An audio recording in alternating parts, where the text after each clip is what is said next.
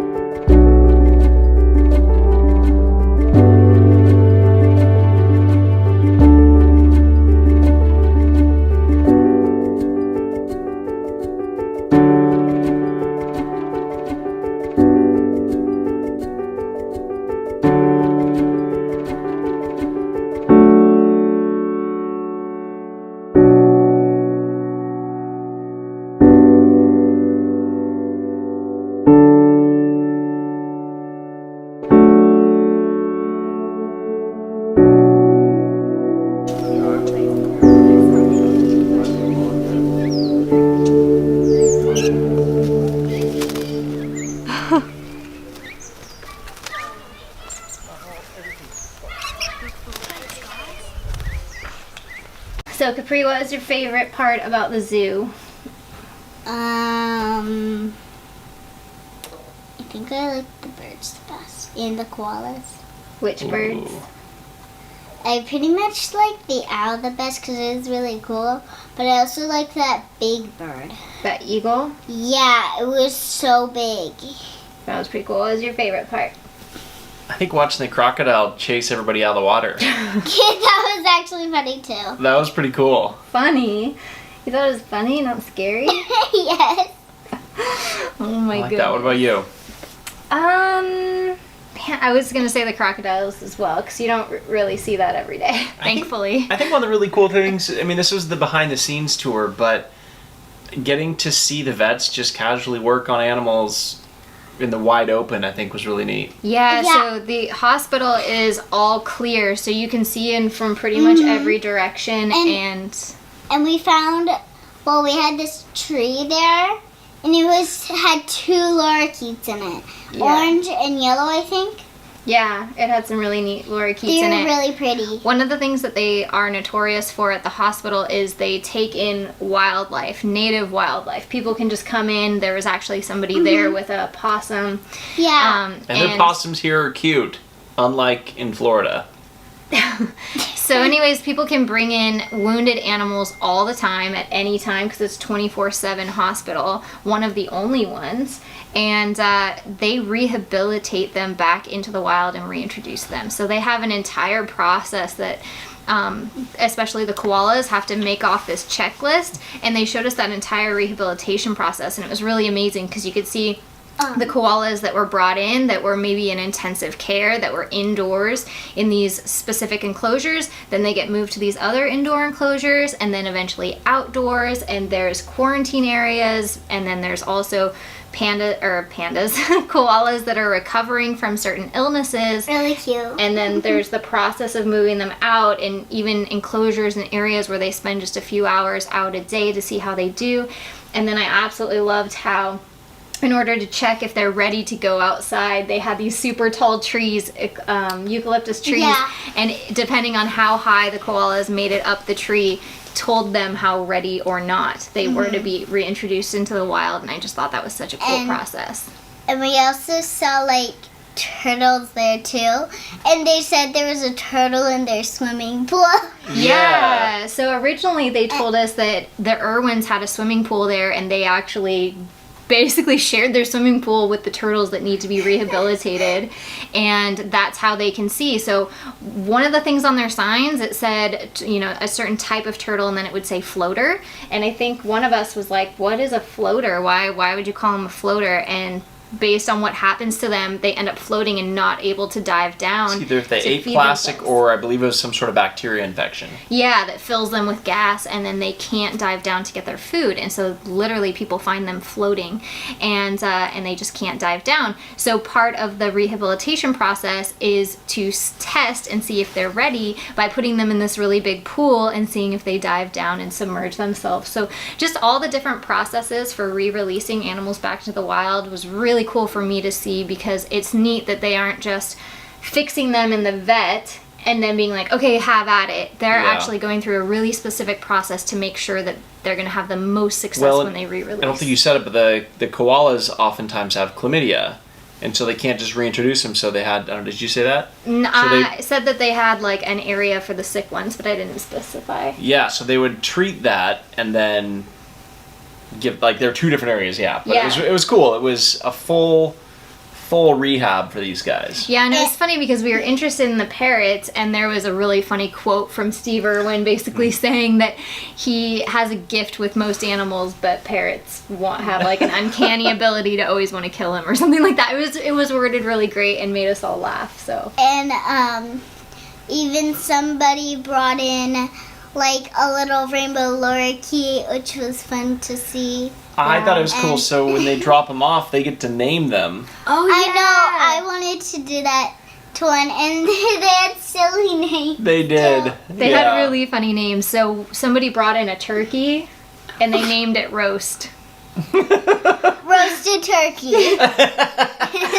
And so we liked their sense of humor. And then a lot of lorikeets and different types of birds were there with concussions just from hitting windows and things like They that. said that was one of the most common. Yeah.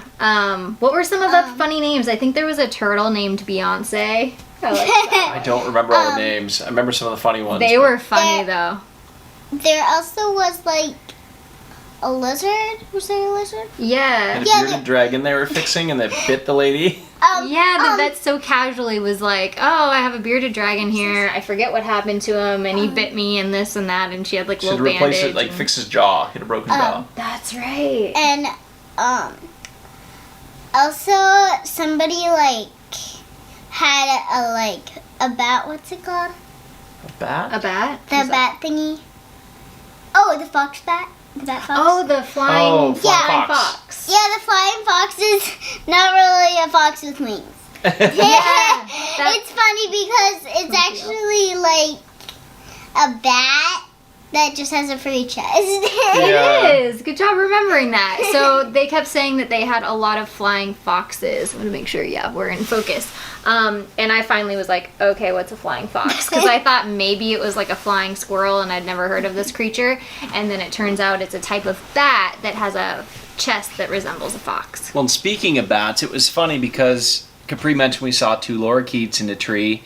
So Bindi was filming, and they're filming for some TV stuff, and we're walking by, and we kind of interrupt, so we're laughing because we're like, everyone's like, oh, did you see them? Did you say hi? And we're like, no, she said hi to us. Like, we were in her way. So, but we all stopped and we looked in this tree, and it turns out that this was a new tree that they kept getting bats in. So we all stopped and looked, and we're filming for like 2-3 minutes.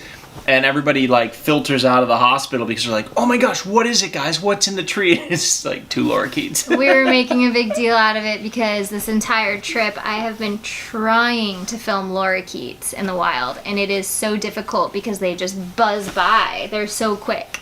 That, and we've just kind of mostly seen them in the cities, and so I wanted more natural looking footage of them, and so I was really excited because I could just focus on the tree and get some footage, but apparently it freaked everybody out. Also, the lorikeets went like upside down, so there's this branch, and they were like, I'm upside down, and they were having so much fun.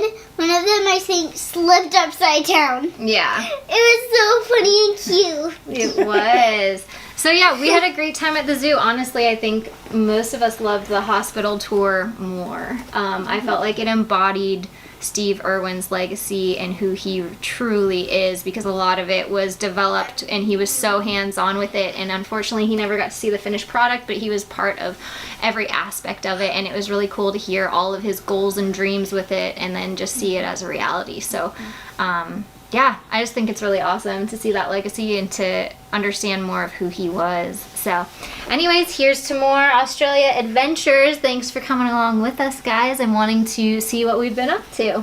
How do you clean a tuba? So the question is, how do you clean a tuba with a tuba toothpaste? Oh yeah, this is a better one. What kind of music are balloons afraid of? Pop music!